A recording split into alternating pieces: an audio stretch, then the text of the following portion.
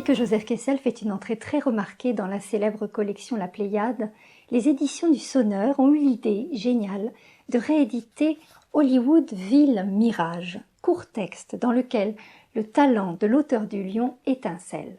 Nous sommes en 1936. Le grand reporter, aviateur, romancier, lassé de parcourir les bas-fonds de la planète, décide de poser un temps ses valises à Hollywood.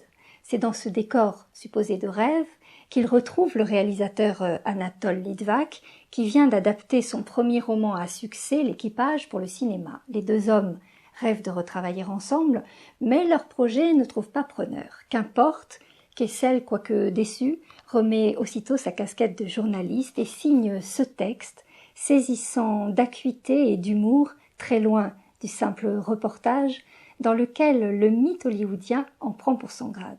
Extrait. Page 28.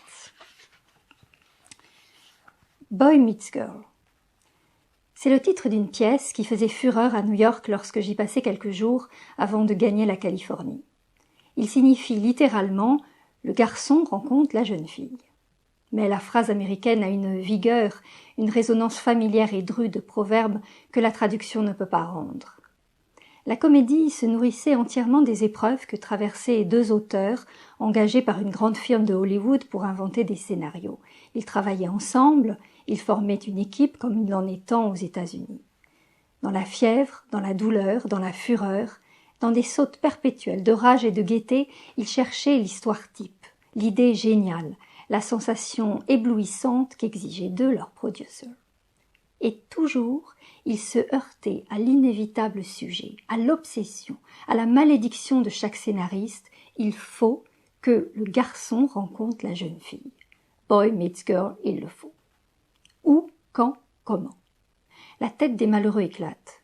Ils se jettent des situations comme des injures. Ils essayent, du choc de leurs idées, de faire jaillir quelques combinaisons nouvelles, rien à faire. Le garçon doit rencontrer la jeune fille doit l'aimer, ils doivent s'épouser.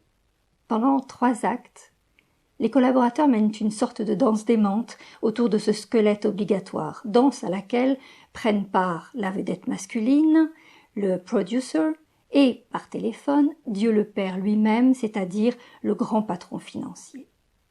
L'absurdité, la vanité, la suffisance et l'ignorance de ces 3 derniers personnages sont proprement magnifiques.